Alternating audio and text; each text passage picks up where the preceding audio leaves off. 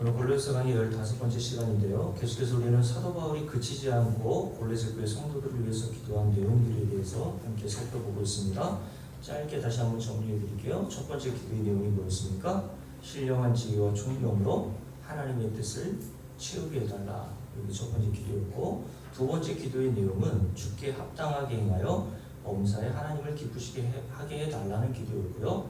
세 번째 기도의 내용은 모든 선한 일의 열매를 맺게 해달라는 기도였고, 그리고 네 번째 기도는 하나님을 아는 것에 자라게 해달라는 기도였죠. 그리고 지난 주일에 다섯 번째 기도의 내용을 함께 살펴봤는데, 우리가 읽었던 본문인 11절 말씀에 보면 나와 있죠. 함께 읽습니다. 그의 영광의 힘을 따라 모든 능력으로 능하게 하시며, 우리가 다섯 번째 기도의 내용입니다. 자, 그리고 오늘 여섯 번째 기도의 내용을 함께 살펴보려고 하는데요. 그 여섯 번째 기도의 내용이라는 것이 함께 읽습니다. 그 뒤에 나오죠. 기쁨으로 모든 견딤과 오래 참음에 이르게 하시라는 기도의 내용이었습니다.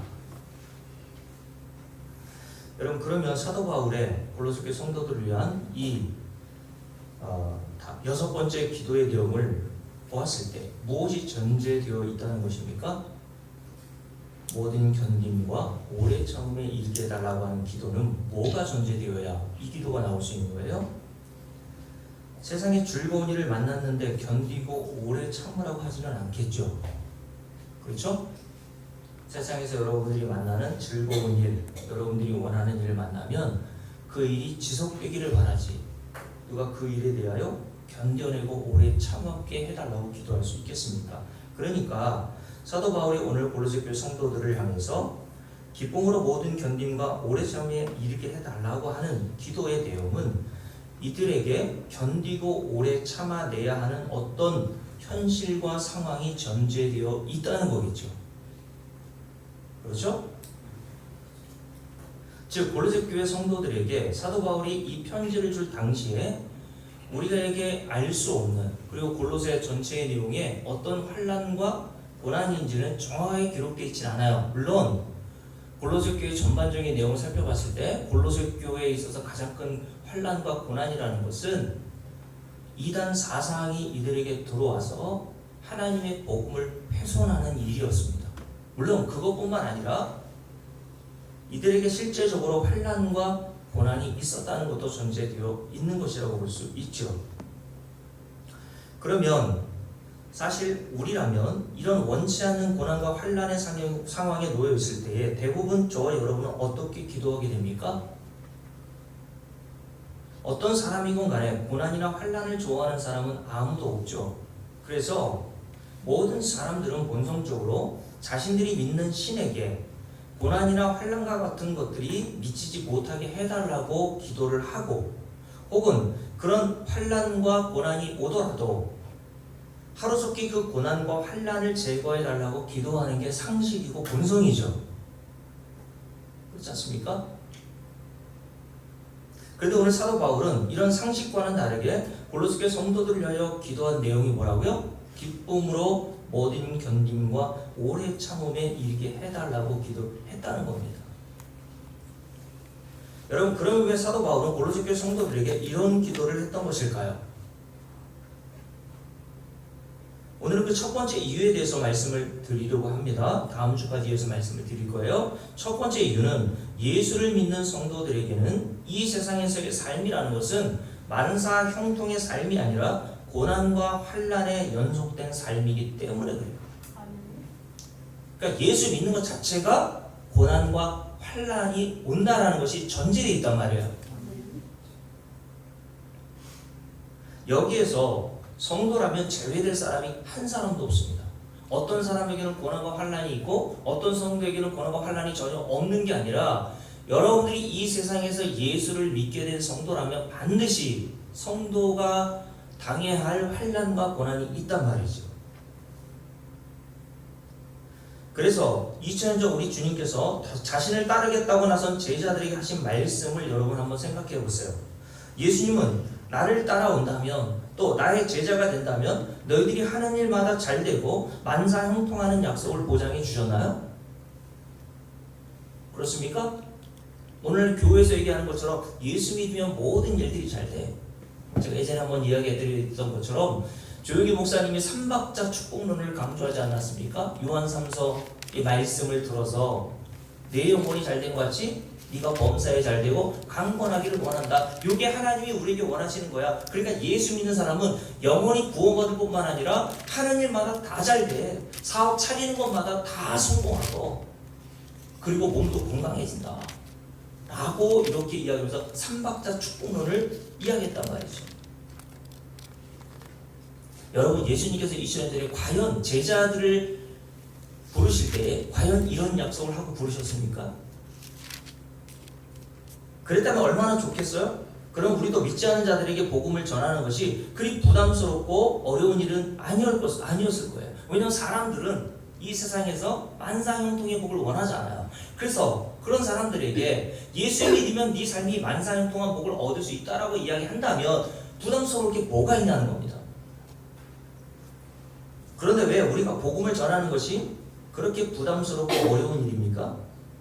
우리 주님께서 이런 인간의 상식적 기대와 소망 그리고 바람과는 전혀 다르게 자신을 따르던 제자들에게 하신 약속이 다르기 때문입니다. 예를 들어 요한복음 16장을 볼까요? 요한복음 16장 나오십시오. 오늘 성경을 좀 많이 좀 찾아봅시다. 요한복음 16장 주님께서 제자들을 향해서 이렇게 말씀하셨죠? 요한복음 16장 31절부터 함께 읽습니다. 예수께서 대답하실 때 이제는 너희가 믿느냐? 보라 너희가 다 각각 제 곳으로 흩어지고 나를 혼자 둘 때가 오나니 벌써 왔도다. 이때가 언제요? 예수께서 십자가에 달려 죽으실 때 너희들이 다 나를 배신하고 부인하고 떠나가게 될 거야. 그때 나는 오직 혼자 남게 될 거야 라는 말씀하셨단 말이에요. 그러면서 주님께서 이런 말씀을 하시죠. 그러나 내가 혼자 있는 것이 아니라 아버지께서 나와 함께 계시느니라. 이것을 너희에게 이르는 것은 너희로 내 안에서 평안을 누리게 하려 합니다. 그러면서 하시는 말씀이 뭐예요? 세상에서는 너희가 뭘 당한다고요? 만사형통할 것이다 라고 했으면 얼마나 좋겠어요. 순리보내 그죠? 하는 일마다 잘 돼. 예수 믿으면 건강하기까지 해. 자식들 잘 되는 일이 있어. 요렇게 얘기하셨으면 얼마나 우리가 복음을 이해하고 받아들이기가 쉬웠을까요? 근데 주님께서는 고작 십자가에 달려 죽으시기 전에 제자들에게 하셨다는 말씀이 뭐예요? 너희들에게 세상에서는 환난을 당하게 될 거야. 그러니까 뭐 하라고요? 담대하라. 내가 세상을 이겨노라 라고 하셨어요. 위로가 됩니까? 물론 아멘이라고 하시는 분들이 있지만 그래서 이 말씀 앞부분만 놓으면 위로가 돼요? 너희가 세상에서는 뭐를 당하게 될 거라고요? 아멘이 돼요? 그래서 아멘 하시네. 너희가 환난을 당하게 될 거야. 선생님 아멘이 됩니까? 세상에서 사람들이 환난을 당하는 것을 누가 원해요? 저와 여러분도 마찬가지 아닙니까? 예수 믿으면 좀 남들 부럽지 않게 남들이 좀 부러워하는 위치에 있고 싶잖아요. 저도 목사로서 다른 목사들이 교회 건축하고 그랬더니 우리 교회 건축지가 참 화려하고 그래서 100명 이상은 모이는 줄 알거든요. 저한테 묻는다니까요. 아유 많이 부흥했지. 부흥이라는 단어 자체를 사람들이 많이 늘어나는 것을 목사들도 부흥이라고 생각하잖아요. 그게 무슨 부흥입니까 사실은. 여러분 제가 여러분들과 함께 힘을 써가지고 교회를 이렇게 건축했을 때 주님께서 이런 말씀하셨다고 생각해보세요. 네가 교회를 건축하니까 환난을 당하게 된다. 아멘이 돼요? 수긍이 안 된단 말이에요. 인간에게는. 인간이 원하는 것이 아니기 때문에 그렇죠. 그러나 주님께서는 반드시 제자들에게 환난을 혹시 당할지도 모른다라고 하는 가정법이 아니라 너희들이 나를 따라오는 제자가 되었다면 너희들은 세상에서는 반드시라는 뜻이에요. 이게 꼭 환난을 당하게 될 거야. 그런 환난 중에서도 주님께서 주시는 평강이 성도들이 마음에 얻게 되는 평강이란 말이에요. 네? 복음이 주는 평강이 있단 말이죠. 여러분 어쨌든 주님께서 여기서뿐만 아니라 마태복음 24장에서도 마태복음 24장 펴볼까요? 마태복음 24장에서는 마지막 날 일어날 징조에 대해서 제자들이 물었을 때 주님께서 제자들에게 이렇게 말씀하시는 내용이 기록되어 있습니다. 마태복음 24장 한번 볼게요. 마태복음 24장 자 4절부터 쭉 읽을 시간이 없으니까요. 마지막 9절 함께 읽어볼게요. 9절 24장 9절입니다. 함께 읽습니다. 그때 사람들이 너희를 어디에? 환난에 넘겨주겠으며 너희를 어떻게 하겠다고요? 죽이리니 너희가 내 이름 때문에 모든 민족에 뭘 받게 된다고요? 미움을 받으리라. 혹시 이런 일이 일어날지 모른다는 게 아니라 반드시 너는 내 이름 때문에 모든 민족에게 미움을 받게 되어 환난을 당하게 될 거야 라고 마지막 날에 일어날 징조에 대해서 말씀하셨단 말이에요. 여기서 마지막 때라는 것은 예수님이 이 땅에 임하실 때부터 재림하실 그 공간 사이의 기간을 바로 말세라고 한단 말이죠. 그리고 그러니까 저와 여러분들이 사는 이 시대가 그냥 말세인 거예요. 그 말세를 살아가는 저와 여러분에게 주님께서 약속하신 내용이 뭐라고요? 만사형통이 아니라 다시 10절 말씀 그때 많은 사람이 실족하게 되어 서로 잡아주고 서로 미워하겠다 라고 말씀해서 그 9절에 모든 민족들이 너희들을 미워하게 될 거다 라고 말씀을 하셨다는 거죠. 자 여기뿐만이 아니죠. 마태복음 10장도 볼게요. 마태복음 10장 요한복음 16장 마태복음 24장 그리고 마태복음 10장을 한번 보십시오. 마태복음 10장에서도 주님께서 자신이 택한 제자들을 세상에 보내시어 그들로 하여금 세상의 복음을 증거하시겠다고 하시면서 하신 말씀이 뭡니까? 함께 읽어볼게요. 10장 22절입니다. 함께 읽습니다. 또 너희가 내 이름으로 말미암아 모든 사람에게 뭘 받아요? 미움을 받을 것이나 끝까지 견디는 자는 구원을 얻으리라 라고 말씀하셨어요. 예수님께서 제자들에게 세상에 나가서 복음을 증거하도록 복음을 알려주셨단 말이죠. 요거 복음 전에. 그런데 너희들이 그 복음 증거하면 세상에서 미움을 받게 될 거야. 복음이라는 뜻은 복된 소식, 좋은 소식, 굿 뉴스라는 뜻 아닙니까? 근데 왜 사람들에게 복음을 전하면 미움을 받습니까?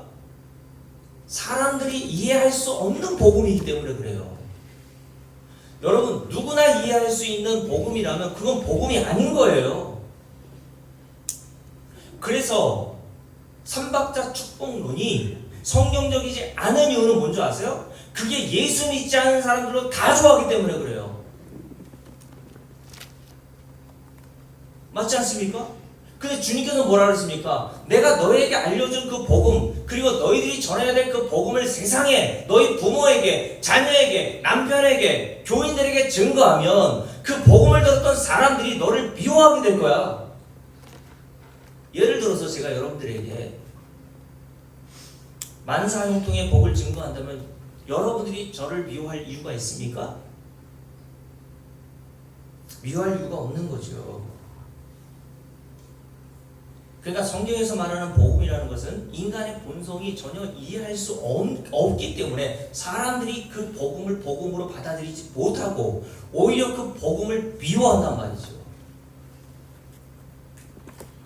그래서 고린도서 2장에 보면 1장과 2장에 보면 사도 바울이 뭐라 했습니까? 십자가의 도는 유대인에게는 거리끼는 것이요 이방인에게는 미련한 것으로 들리게 될 것이다. 그러나 부르심을 받은 자들에게는 그 복음이라는 것은 하나님의 능력으로 받아들여지게 될 거라고 얘기한 거예요. 그러니까 예수 믿는 자들에게만 복음은 복음으로 들려지는 것이지 모든 사람들에게 동일하게 복음으로 들려지지 않는 게 복음이란 말이에요.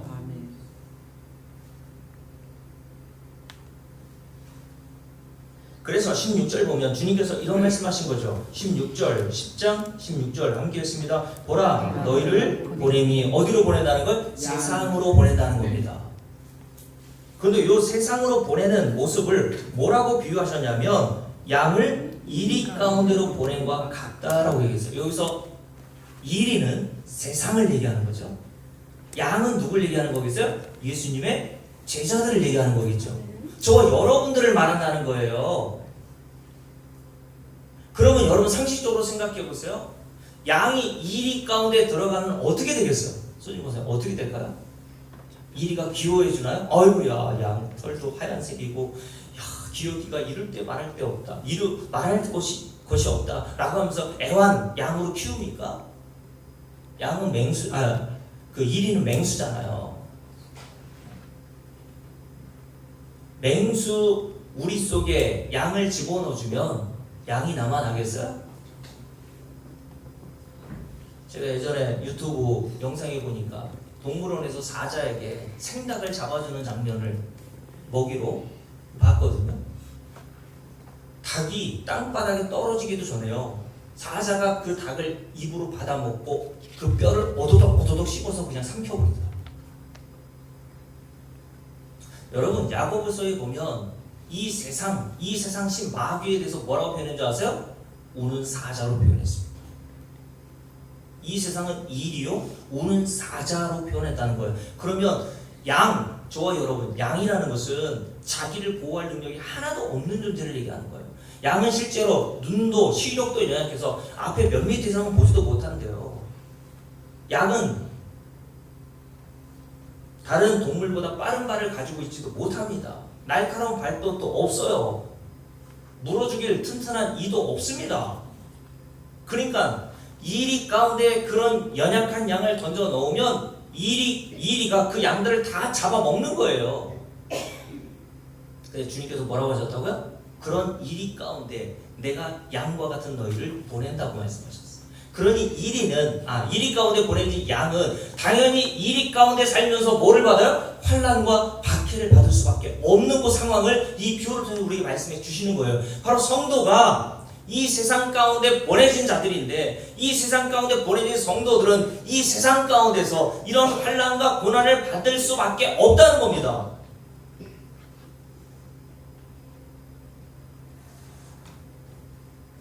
그래서 여러분, 마태복음 10장 후반에 보면요, 제자들에게 주님께서 이렇게 말씀하시죠. 마태복음 10장 후반에 한번 쭉 볼게요. 주님께서 이런 말씀하시죠. 10장 24절입니다. 자, 너희들이 세상에서 환난과 미움을 받을 것이라고 말씀하신 다음에 하신 말씀이 24절 말씀이 함께 읽습니다. 제자가 그 선생보다 또는 종이 그 상전보다 얻지 못하나니 제자가 그 선생이었고 종이 그 상전 같으면 족하도다. 집주인을, 여기서 집주인은 누굴 말할까요? 집주인. 예수님께서 여기서 집주인으로 비유하신 그 집주인은 누굴 얘기할까요? 예수 그리스도 자기 자신을 얘기해요. 여러분, 그럼 집은 뭡니까? 성경에서 말하는 집이라고 표현된 곳은요, 히브리서 3장 4절에 보면 알 수 있어요. 히브리서 3장 4절에 보면 히브리서 기자가 이렇게 얘기했습니다. 집마다 지은 이가 있으니 만물을 지으신 이는 하나님이시다. 그러니까 성경에서 말하는, 우리 주님께서 말씀하신 여기에 집이라고 하는 표현은 모든 세상 만물을 얘기하는 거예요. 이 세상 만물의 주인이 누구라는 겁니까? 하나님, 예수 자신이라는 거예요. 만물을 지으신 이가 있는데 그분이 하나님이시라고 그랬잖아요. 근데 예수 그리스도는 누구세요? 하나님이시잖아요. 골로새 1장 16절에서 그래서 주님께서 사도 바울을 통해서 골로새 교회 성도들에게 전한 그 골로새서의 내용을 통해서 뭐라고 말씀하십니까? 그는 만물을 창조하신 분이시다. 여기서 인칭되면서 그는 예수 그리스도를 의미한다고 말씀하셨어요. 그러니까 예수 그리스도는 2000년 전에 이 세상에 오신 분이지만 창세 이전부터 계신 누구라는 거예요? 하나님이시다. 믿습니까, 여러분? 하나님으로부터 피조된 피조물이 아니에요, 예수는. 그러니까 여호와의 증인들 이단이라고 하는 겁니다. 유튜브에 보면 박진영 씨가 있는데 다 좋아요. 설명은 좋은데 예수를 뭐라고 하냐면 하나님이 만드신 탁월한 피조물이라고 얘기해요. 피조물이라는 얘기도 안 하더라고요. 여호와의 증인처럼 하나님이 만드신 하나님이래요. 그게 하나님입니까, 여러분?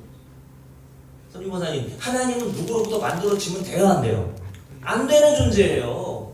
하나님이라는 존재는요, 영원부터 영원까지 계시는 분, 시작도 없고 히브리서 기자이며 끝도 없으신 분이 하나님이십니다. 누구로부터 시작하거나 누구로부터 만들어진 존재는 하나님이 아닌 거예요. 그래서 여호와의 증인들 우리가 왜 이단이라고 합니까? 예수를 하나님이 만드신 영적인 천사와 같은 피조물로 보기 때문에 거기에서부터 모든 것들이 다 어긋나는 거예요. 왜냐하면 마태복음 19장에서 주님이 젊은 간원에게 뭐라 그랬습니까? 하나님 주신 율법을 인간은 지킬 수 없다고 말씀하셨죠. 사람으로서는 할 수 없으되. 그러나 그 뒤에 뭐라고 되어 있어요? 하나님으로서는 다 하실 수 있느니라. 이 말씀이 왜 중요합니까? 하나님이 님이어야 저와 여러분을 구속할 수 있는 자격이 있으신 분이란 말이에요. 근데 그 하나님이 어떤 분이라고요? 시작도 없고 끝도 없는 분이 하나님이시지. 하나님이 만드신 모든 피조물은요 시작이 있어요. 그죠? 그래서 끝도 있는 겁니다. 하나님 이외의 모든 존재는 다 피조물이에요. 만약 박진영 씨가 말한 예수 그리스도에 대해서 말하듯이 예수 그리스도는 하나님이 만드신 또 다른 하나님이라고 얘기하면 하나님은 아니에요. 그분은. 다시요. 성경에서 말하는 오늘 주님께서 집 주인이라고 했을 때 그 집 주인이라는 뜻은 무슨 말씀이라고요? 이 세상 모든 만물의 주인이시라는 뜻입니다. 믿습니까 여러분? 그래서 이 세상 모든 만물의 주인이시기 때문에 이 세상 모든 만물의 주인이신 예수님께서 세상에 오셔서 마태복음 8장에 보면요 어떤 일을 행하세요? 마태복음 8장을 한번 볼게요. 이렇게 넘겨보세요. 마태복음 8장.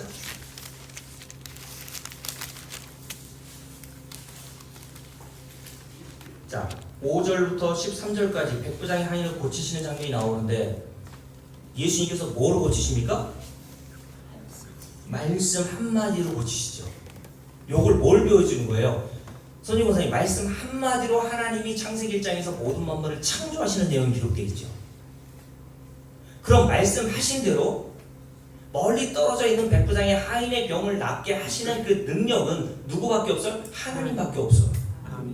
그래서 예수 그리스도가 바로 천지를 창조하신 하나님이라는 사실을 알게 해주시는 목적으로 이 성경이 기록되어 있다는 말이에요. 그리고 14절부터 17절 말씀까지는 베드로의 장모를 치유하시는 장면이 기록되어 있죠. 그리고 23절부터 27절 말씀까지는 여러분들과 제가 잘 아는 제자들이 풍랑이는 바다를 지나가다가 예수님께서 제자들을 찾아오셔서 그 풍랑이는 바다를 어떻게 하시죠? 잔잔케 하시죠. 뭐로? 말씀으로. 자, 그래서 제자들이 이것을 목격하고 이렇게 이야기합니다. 자, 26절 마태복음 8장 26절입니다. 함께 읽을게요. 예수께서 이르시되 어찌하여 무서워하느냐? 믿음이 작은 자들아 하시고 곧 일어나사 무엇을? 바람과 바다를 어떻게 하셨다고요? 꾸짖으시니 아주 잔잔하게 되었다라고 되어 있어요. 여기 뭘 보여준다고요? 이 세상 모든 만물의 주인은 하나님, 우리 주 예수시구나. 아멘. 주인의 말에 이 모든 만물은 복종한단 말이에요. 아멘. 손유 권사님이 아무리 금강에 가가지고 막 바람 불어가지고 파도가 이렇게 막 일렁일 때 명령하면 듣습니까? 금강아, 내 말을 듣고 이제 파도가 잔잔해지고 바람이 불지 않도록 하여라 라고 하면 말을 들어먹어요? 더 분다고요. 오직 이 만물이 순종할 수 있는 분은 하나님밖에 없어요. 예수 그리스도가 바로 창조주 하나님, 이 우주 만물의 주인이시라는 사실을 우리에게 보여주시는 거예요. 그래서 그 뒤에 보면 제자들이 서로 얼굴을 마주보면서, 이때는 제자들이 예수님과 함께 있으면서 성령이 임하기 전이니까 예수님의 정체를 몰랐거든요. 이게 이 세상 사람들의 모습인 거예요. 예수님이 누군 줄 몰라요. 그래서 뭐라고 서로 얼굴을 쳐다보며 주고받습니까? 27절 함께 읽습니다. 그 사람들이 놀랍게 여겨 이르되 이가 예수가 어떠한 사람이기에 바람과 바다도 순종하는가? 요 물음의 정답은 뭡니까? 하나님이라고 쓰십니다. 제자들이 서로 이분이 누군데 바람과 바다가 순종을 해? 성경의 대답은 뭐라고요? 하나님이시잖아 라는 거예요. 그리고 여러분 28절부터 34절 말씀까지는 또 다른 기적의 내용이 나오죠. 귀신 들린 사람을 고치시는 장면이 나와요. 그 귀신 들린, 군대 귀신 들린 자, 마가복음 5장에 보면 그 같은 내용이 기록되어 있거든요. 군대 귀신 들린 자가 그 속에서 역사하는 군대 귀신으로 말미암아 고통을 당하고 있죠. 스스로 몸에 칼을 들여 자해하는 사람이었습니다. 무덤가에 살고 있었던 사람이었거든요. 그런데 마가복음 5장에 보면 아무도 그를 제어할 사람이 없었다 그랬어요. 그 당시에 권세에 있었던 임금도 그 군대 귀신 자를 낳아준 육신의 부모도 있었을 거 아니에요. 아무도 그를 제어하여 그 속에서 역사하는 군대 귀신을 어떻게 할 방법이 없더라 라고 얘기했어요. 근데 그런 자에게 누가 찾아오세요? 주님이 찾아오시더라. 이게 구원의 모형입니다. 주님이 저와 여러분을 찾아오신 거예요. 어떤 자인데? 군대 귀신 들린 자인데. 마귀를 이 세상 신이라고 했잖아요. 우리는 이 세상에 오면서 에베소 2장에서 뭐라고 그랬어요? 공중권세 잡은 자를 따랐으니라고 되어 있잖아요. 인간은 본성적으로 이 땅에 태어나면서부터 아담과 하와 이후부터 모든 인간은 마귀의 수종드는 자로 옵니다, 여러분. 이게 바로 군대 귀신 들린 자의 모습을 통해서 인간의 실상임을 보여주는 거예요. 정신병원에 있는 사람만 미친 게 아니라니까요, 여러분. 성경에서 미친 사람들은요, 귀신 들린 사람들은요, 정신병에 있는 사람들이 아니라 예수 믿지 않는 사람들을 얘기하는 겁니다. 여러분과 제가 예수 믿지 않았을 때는 다 미친 사람이었으니까요. 세상에 미쳐 살았다니까 돈돈돈돈돈돈돈 하면서. 안 그래요? 이거면서 그죠? 예수 믿지 않고 여러분이 이 세상을 살았다면 다 지금도 그렇게 살았을 거란 말이에요. 이생의 자랑, 안목의 정욕, 육신의 정욕을 쫓으며 살았단 말이에요, 우리가. 그런 귀신 들렸던 저와 여러분을 주님께서 찾아오신단 말이죠. 그리고 오늘 군대 귀신 들린 자에게 주님께서 명하시죠. 그 군대 귀신이 누구 말을 들어요? 아무 말도 안 들어요. 근데 주님이 말씀하시자마자 나가라! 하는 그 말씀이 떨어지자마자 그 군대 귀신이 주님 말씀에 순종하여서 2,000마리나 되는 돼지들에게 들어가서 몰살하잖아요. 돼지들이. 그 돼지들의 운명이 누구라고 그랬어요? 저와 여러분이라고 그랬잖아요. 귀신 들린 자의 운명이 바로 바다에 몰살한 돼지떼와 같은 운명이었다는 것을, 그것이 바로 저와 여러분이었다는 것을 이 사건을 통해 보여주시는 거라니까요. 자, 다시 마태복음 10장을 볼게요. 마태복음 10장에 보면 다시 어디에 말씀을 우리가 하다가 여기 넘어왔습니까? 24절, 25절이죠. 주님께서 이런 말씀하셨죠? 제자가 그 선생 같고 종이 그 상전과 같으면 족하도다. 집 주인을 예수 그리스도 이렇게 써놓으세요. 예수 자신을 말하는 거예요. 집 주인을 어떻게 불렀습니까? 세상은 바알세불이라 하였거든. 이 바알세불이라는 것은 귀신의 왕이란 말입니다. 이 바리새인과 서기관들이 예수 그리스도가 하신 일을 보고도 조롱했단 말이에요. 야, 귀신을 너 내쫓는 거 보니까 너 귀신의 왕이잖아. 너 미쳤구나. 귀신 들렸구나. 조롱했단 말이에요. 이 세상을 창조하신, 이 세상 만물의 주인이신 예수님께서 이 세상에 오셔서 어떤 일을 하시기 위해서 오셨어요? 군대 귀신 들린 자를 자유케 하셔서 구원해 주시기 위한 목적으로 선한 일을 위하여 이 땅에 오셨음에도 불구하고, 그리고 그 선한 일을 행한 것을 이들이 목격하였음에도 불구하고 그 선한 일을 알아보지 못한 자들이 예수님을 귀신 들린 바알세불, 귀신의 왕이라고 조롱했단 말이에요. 그래서 마침내 예수님을 십자가에 신성모독죄라고 하는 죄목을 달아서 유대인들의 종교 지도자들과 로마의 총독이었던 빌라도와 로마의 군사들이 합사하여서 예수님을 십자가에 못 박아 죽이는 일을 벌이죠. 이게 뭡니까? 이 세상 모든 인간이 하는 일이었단 말이에요. 예수에 대해서. 그러면서 주님이 뭐라고 하셨어요? 25절. 그런 집 주인인 자기 자신 예수를 바알세불이라 이렇게 조롱하였거늘 하물며 그 집 사람들이라. 여기다 써놓으세요. 그 집 사람들은 누구?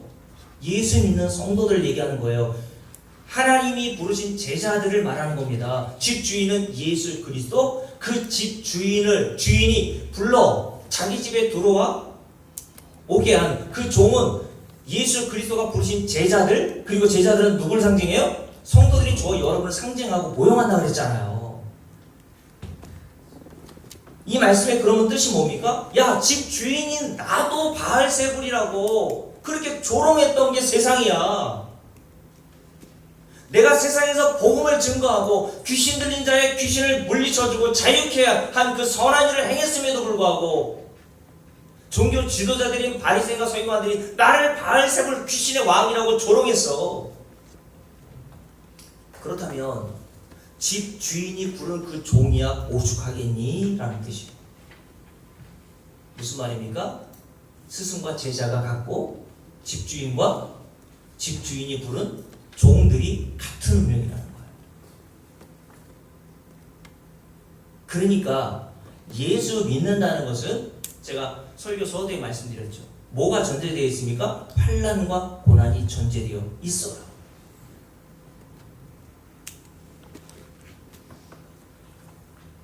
왜요? 이 세상은 복음을 알아듣지 못하기 때문에 그렇죠. 무엇이 선한 일인지 악한 일인지를 알지 못하기 때문에 그렇습니다.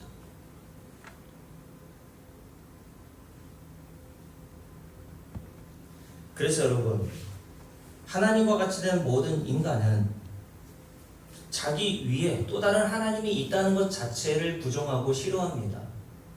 맞죠? 아담과 하와가 선악과를 먹고 나서 뭐가 됐다고 그랬어요? 하나님과 같이 됐다고 했잖아요. 그러니까 자기가 하나님이니까 자기 꼭대기 위에 누군가 또 다른 하나님이 있으면 안 되는 거예요. 그래서 인간이 만들어내는 사상, 그게 뭔지 아세요? 진화론입니다.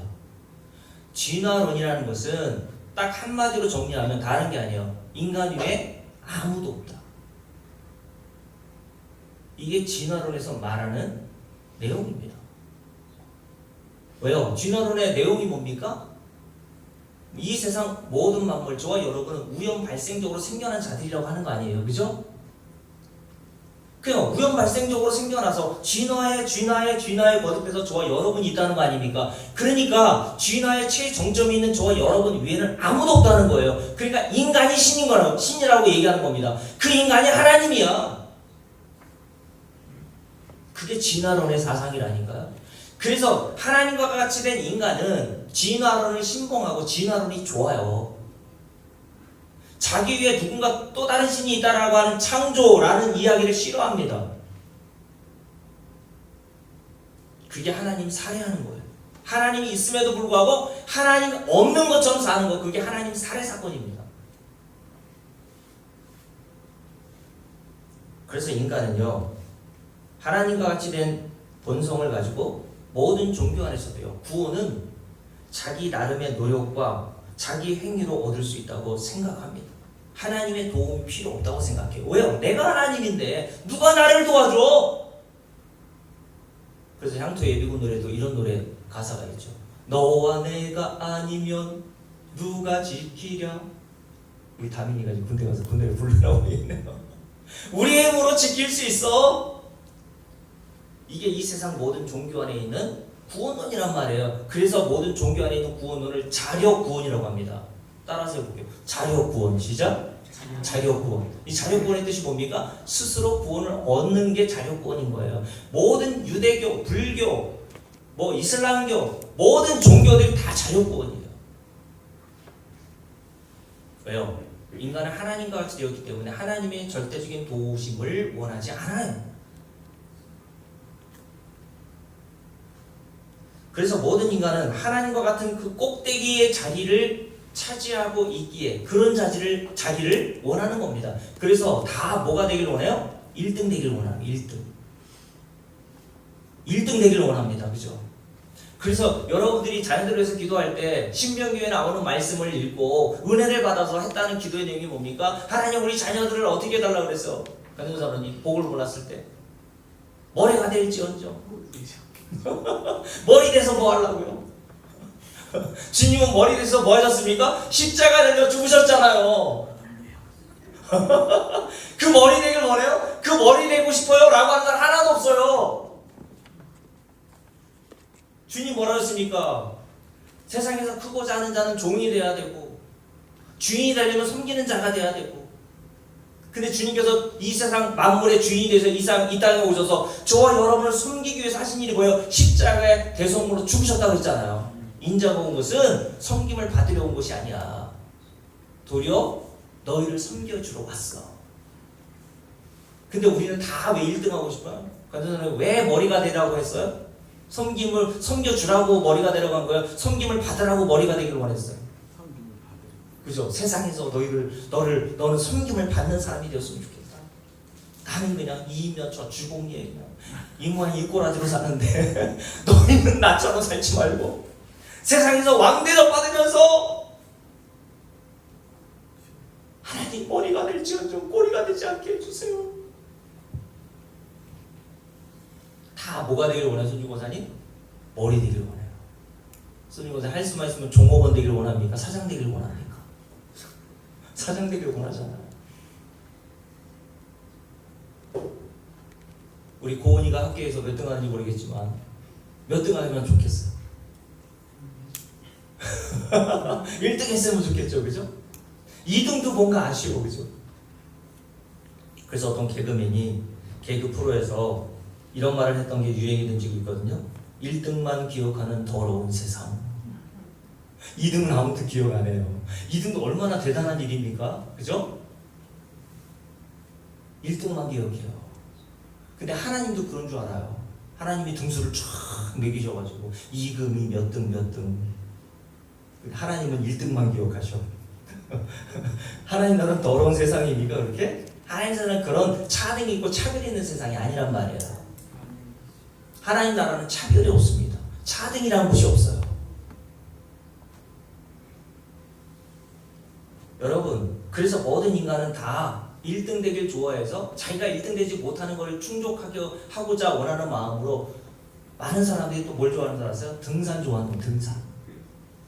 물론 운동 삼아 등산하는 것도 있지만 왜 히말라야 가가지고 그렇게 죽는 줄 모르겠어요. 나는 왜 가요 거기를? 몇천 미터 올라가면 거기다 깃발 잠깐 꽂고 내려오는 거 아니에요. 사람들이 왜 그런 고지를 올라가가지고 깃발 꽂기 원합니까? 내가 1등이야. 내가 세계 최초로 내가 깃발 꽂았어. 그게 다 하나님과 같이 된 인간의 본성이라니까요. 다 올라가. 근데 주님은 어떻게 했어요? 하늘에서 내려오셨단 말이에요. 이게 신앙생활인 겁니다, 여러분. 근데 우리는 집사가 되면 뭐가 되고 싶어요? 권사가 되고 싶고 올라가. 장로가 되고 싶고 아니 장로도 마음에 안 들어. 올라가. 전도사로도 되고 싶고. 그래서 여자분들 나이 드신 믿음이 좀 있다는 분 50대 넘으면 다 신학교 가가지고 전사 그거 하나 임명장 받아오는 거 아니에요. 그게 뭐가 대단합니까?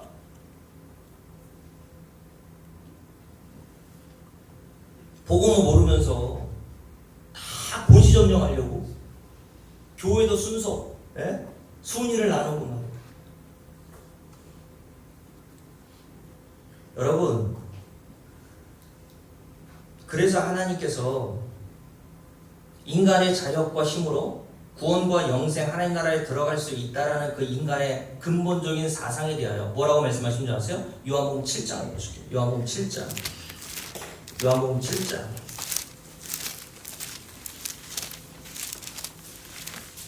요한복음 7장. 중요한 말씀입니다. 요한복음 7장. 자, 7절 말씀 함께 읽습니다. 세상이 너희를 미워하지 아니하되 나를 미워하나니. 왜 미워합니까? 세상이 왜 복음을 미워하는 줄 아세요? 왜 세상이 예수를 미워할까요? 그 뒤에 나와요. 줄을 보세요. 이는 왜냐하면 이유를 설명하는 접속사입니다. 함께 줄을 보세요. 내가 세상의 일들을 악하다고 증언함이니라.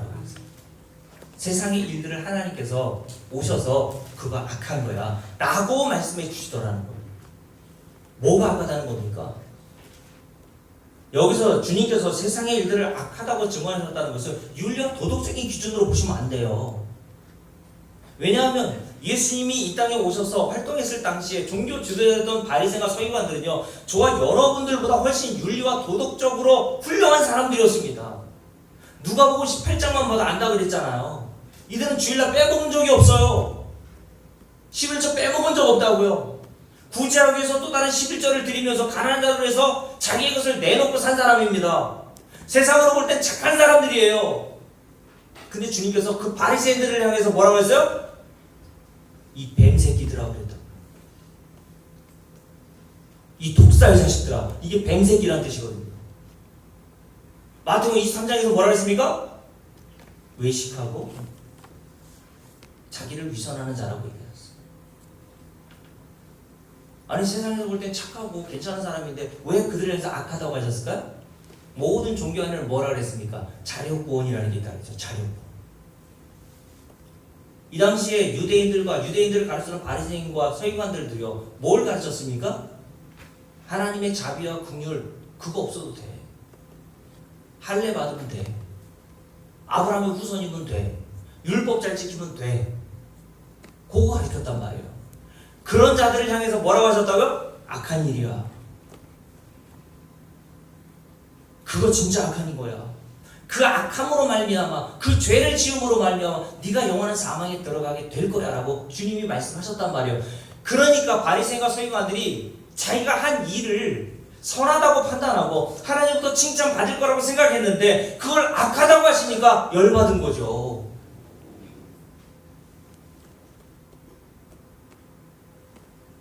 여러분, 주님께서는 그러면 인간의 자력구원, 인간의 능력과 힘을 의지하는 것 자체를 하나님이 악한 일로 보신다면 뭐를 선한 일로 보신다는 거예요? 오직 하나님의 긍휼과 자비와 은혜만을 바라보고 소망하는 것을 하나님이 선하다고 보신단 말이에요. 근데 세상에서는 요거를 누가 선하다고 누가 악하다고 봅니까? 그래서 세상에서 이런 복음을 증거하면 환난과 박해를 당하게 되는 거예요. 예수 믿지 않으면 너 사망이야. 아무리 착하게 살아. 맞습니까, 손님 권사님? 인도의 성자로 살았던 간디도 아프리카의 성자처럼 자기의 온 의수를 가난한 자들, 의료 혜택을 받지 못하는 그 불쌍한 아프리카 주민들을 위해서 온 인생을 다 바쳤다 하더라도 예수 믿지 않으면 그게 악한 거라고 하는 그 복음을 누가 받아들여요? 그래서 복음은 항상 세상에서는 환난과 박해를 받게 돼 있어요. 그래서 여러분, 우리 주님께서 예레미야 17장에서 어떤 사람을 저주받은 사람이라고 얘기했습니까? 어떤 사람을? 제가 읽어드릴게요. 여호와께서 이와 같이 말씀하시니라. 무릇 사람을 믿으며 육신으로 그의 힘을 삼고 마음에 여호와에게서 떠난 그 사람은 저주를 받은 것이다. 누가 저주받은 거예요? 누가 하나님이 악한 사람 봅니까? 사람을 믿고 육신으로 그의 힘을 삼고 마음이 여호와에게서 떠난 그 사람이 바로 악을 행하고 저주받은 사람이라고 얘기했어요. 그러면 어떤 사람이 복받은 사람이라고 이야기합니까? 예레미야 17장 7절부터 10절 말씀 제가 이렇게 읽어드릴게요. 그러나 무릇 여호와를 의지하며 여호와를 의뢰하는 그 사람은 복을 받을 것이다. 아멘. 믿습니까? 아멘. 그럼 어떤 게 하나님이 선으로 보신다는 거예요? 여호와 하나님만을 의지하고 여호와 하나님만을 의뢰하는 그 사람이 바로 선을 행한 사람이야. 그게 예수 믿는 사람이란 말이에요. 여러분과 제가 왜 예수를 믿습니까? 저와 여러분이 왜 예수 그리스도의 십자가 위에는 소망이 없다고 얘기해요? 저와 여러분이 자력으로는 하나님 나라 들어갈 수 없다는 것을 복음을 통해서 깨달았잖아요. 복과 저주 같은 경우에도 내가 하기 나름으로 받는 것이 아니라 하나님의 은혜로 받는 것이라는 사실을 복음을 통해서 깨달았잖아요. 하나님이 그 악한 일에서 우리를 구원하신 거란 말이에요. 그래서 저와 여러분에게 선한 일이 나오는 거예요. 어떤 선한 일? 예수 그리스도의 은혜와 그의 긍휼과 십자가의 공로만을 의지하는 그런 선한 일을 우리 안에서 행하셔서 복을 받게 하신단 말이죠.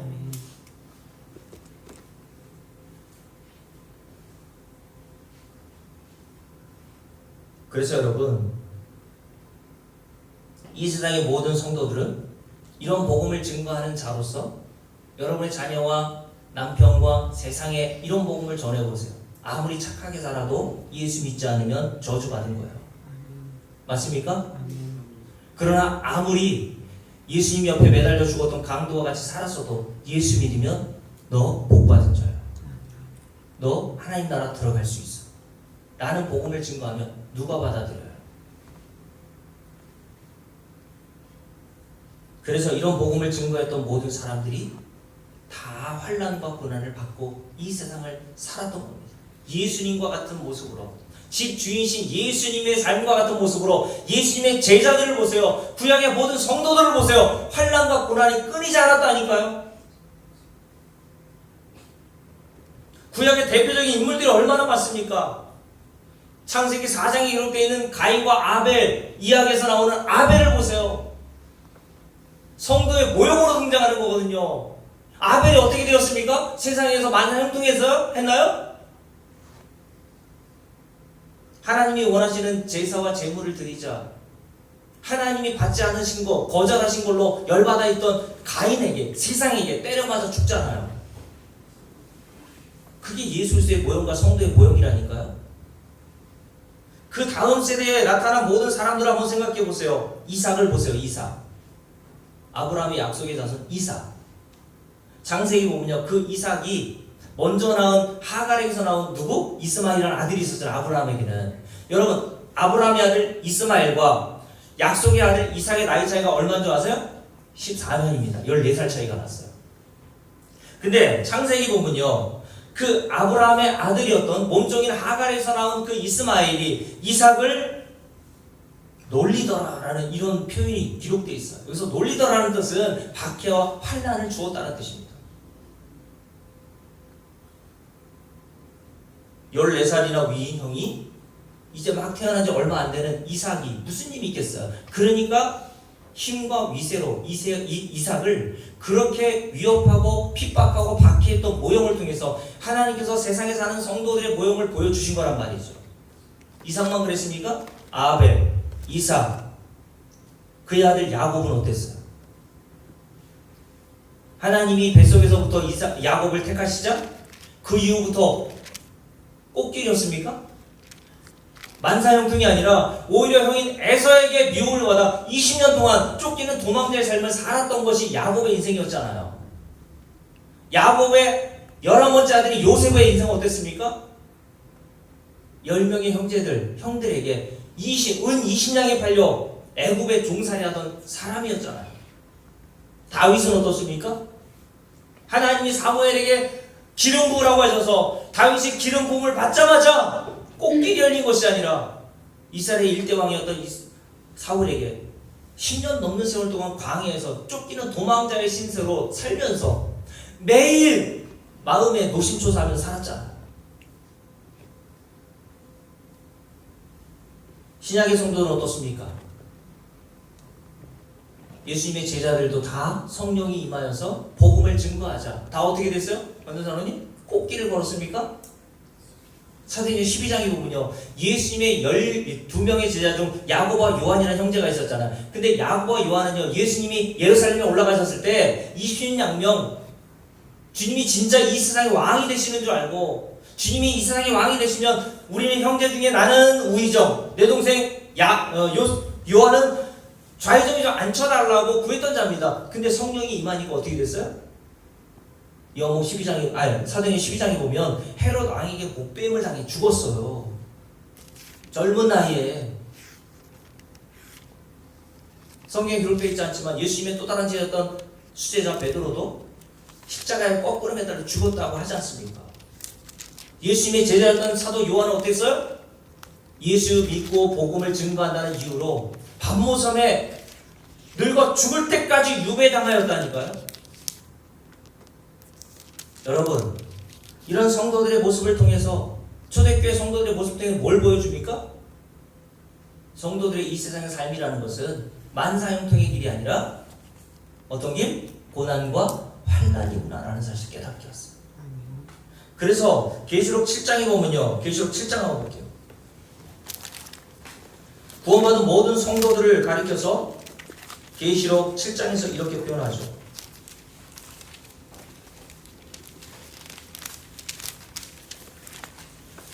계시록 7장. 다 보셨죠? 13절부터 함께 주겠습니다. 장녀 중 하나가 응답하여 나에게 이르되 이 흰 옷 입은 자들이 누구며 너 어디서 왔느냐? 성도들 말하는 구원받은 성도들, 내가 말하기를 내 주여 당신이 아시나이까? 아시나이다 하니 그가 나에게 이르되 주를 걸으세요. 이는 어떤 자들이요? 큰 환난에서 나오는 자들인데 성도들을 얘기하는 겁니다. 어떤 자들? 큰 환난에서 나온 자들. 그런데 이들은 어린 양의 피에 그 옷을 씻어 희게 하였느니라. 이게 뭡니까? 이들이 바로 예수 그리스도를 믿고 의지하고 십자가의 공로만 의지하는 자들. 이런 자들은 세상에서 뭘 받는다고? 환난을 받는 자들이야. 하나님께서 이런 자들을 구원해 내신단 말이죠. 그러면서 그 뒤에 이렇게 되어 있습니다.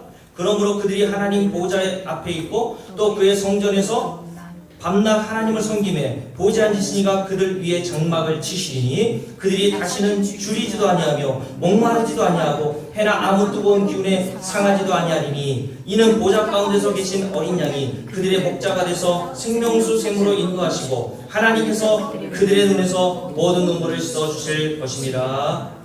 아멘. 이들만 하나님께서 위로하여 주시고 영원한 영생으로 인도하시겠다고 말씀하신 거예요. 어떤 자들? 큰 환난을 받은 자들. 그래서 모든 성도들이 이 세상에 뭘 받는다고요? 환난과 고난을 받게 됐어요. 근데 여러분 착각하지는 마세요. 오해하지는 마세요.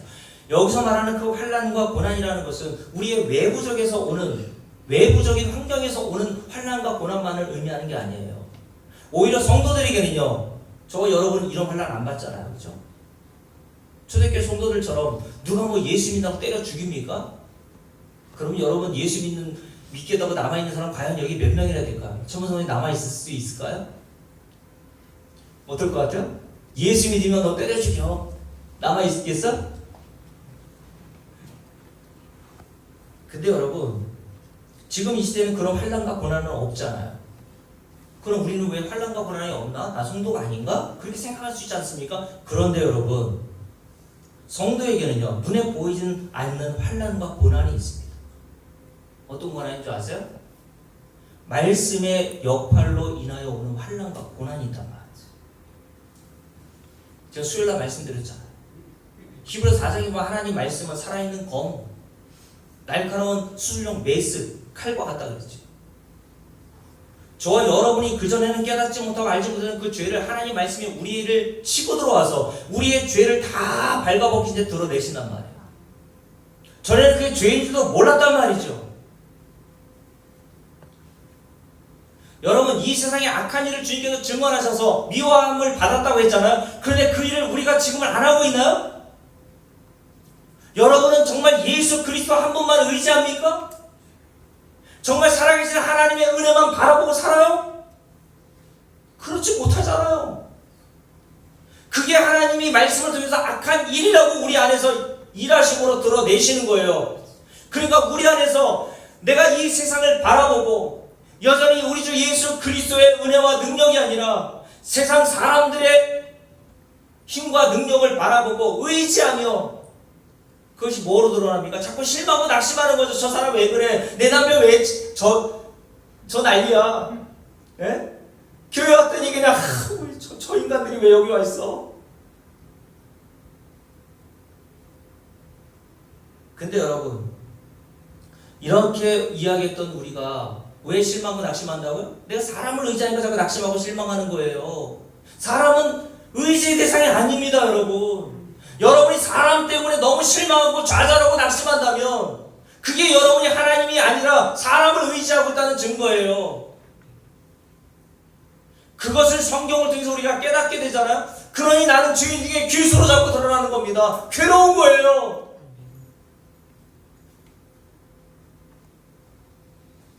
여러분 우리가 수요 예배 때 로마서 15장을 배웠잖아요.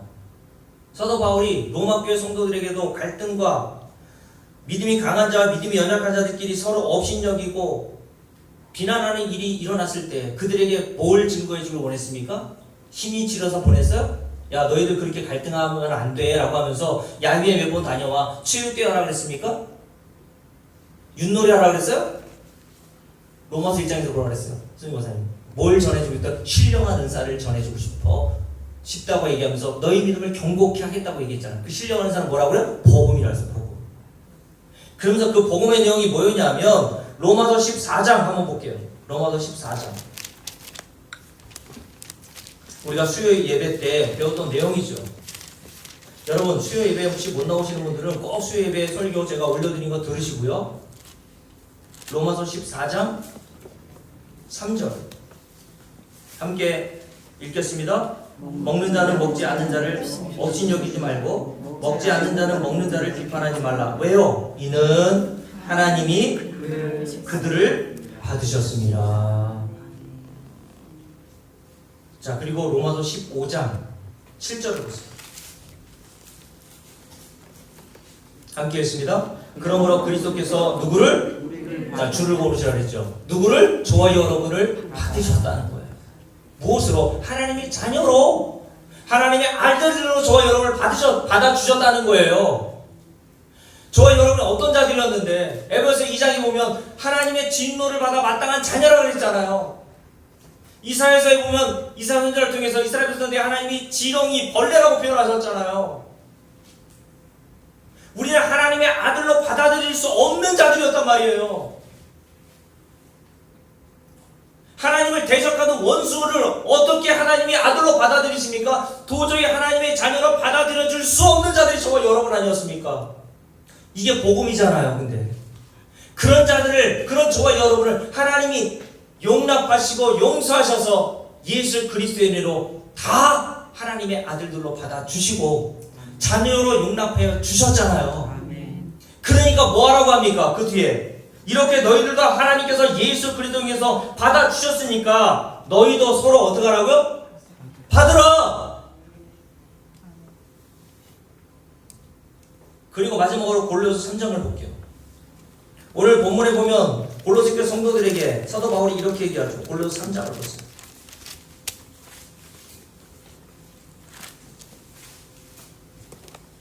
골로새서 3장을 보세요.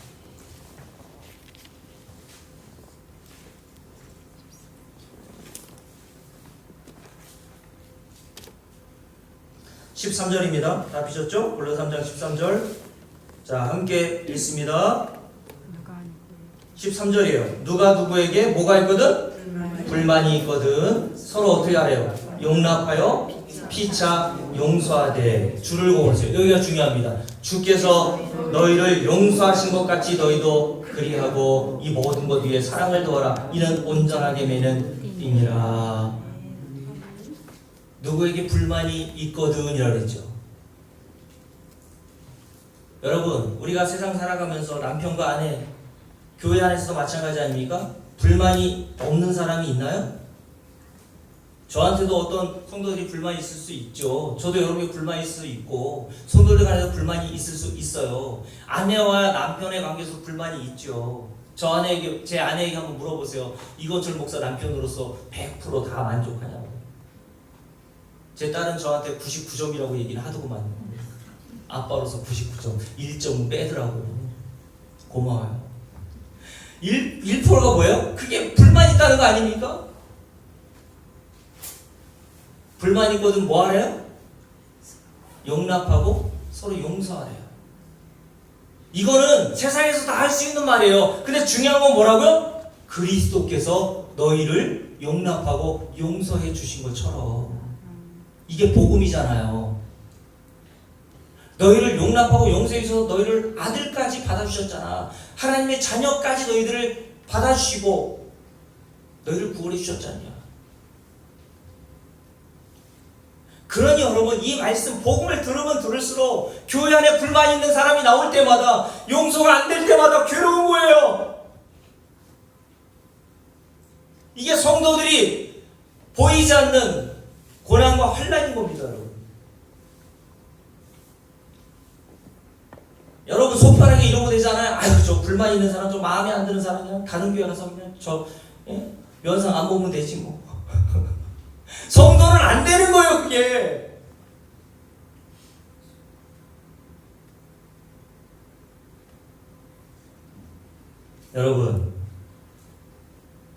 여러분이 정말 참으로 복음을 알았습니까? 복음을 알면요, 반드시 성도에게 뭐가 온다고요? 고난과 환난이 와요. 여러분이 주일날 이렇게, 그리고 수요일날 말씀을 듣잖아요. 내가 복음을 아니까 더 괴로운 거예요. 하나님 나를 이렇게 받아주고 나는 아는데 왜 나는 안 될까요, 하나님? 왜 나는 입으로는 예수는 나의 힘이요 나의 능력과 나의 모든 것 되신다고 하는데 왜 나는 여전히 세상에 매여있나, 하나님? 그래서 사도 바울도 로마 10장에서 오라 나는 공고한 자로다 이 사망의 몸에서 누가 나를 건져내라고 했던 거예요. 결국 우리는 그 환난과 고난을 통해서 어디로 인도됩니까? 그럼에도 불구하고 이런 날을 받아주신 우리 주 예수 그리스도의 은혜로 가는 거예요. 그 은혜를 깨닫고 더욱 그 복음이 우리에게 절실하고 깨달아지면 하나님의 은혜를 알고, 그래서 골로새 1장에서 뭐라고 했습니까? 예수 그리스도에 대한 믿음과 모든 성도에 대한 사랑과 하늘에 대한 소망이 그들에게 쌓였다고 얘기했던 거예요. 이 복음이 바로 능력입니다. 사랑하는 성도 여러분, 오늘 골로새 1장 11절 6번째 기도, 어떤 기도? 기쁨으로 모든 견딤과 오래 참음으로 하게 해달라고 사도 바울이 골로새 교회 성도들에서 기도했습니다. 왜 이런 기도를 한다고요? 모든 성도에게는 눈에 보이는 고난과 환난뿐만 아니라 눈에 보이지 않는 환난과 고난이 있기 때문에 그렇습니다. 이 환난과 고난에서 우리를 능히 견뎌내게 하시고 인내하게 하셔서 다시 예수 그리스도의 은혜를 붙들게 하시는 그 하나님의 놀라우신 은총을 여러분들이 알아가시기를 주의 이름으로 축복합니다. 우리 찬송가 384장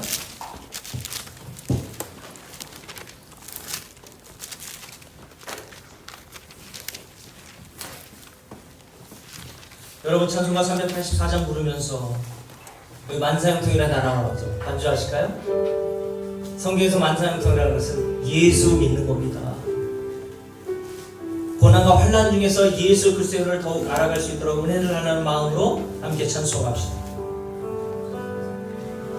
나의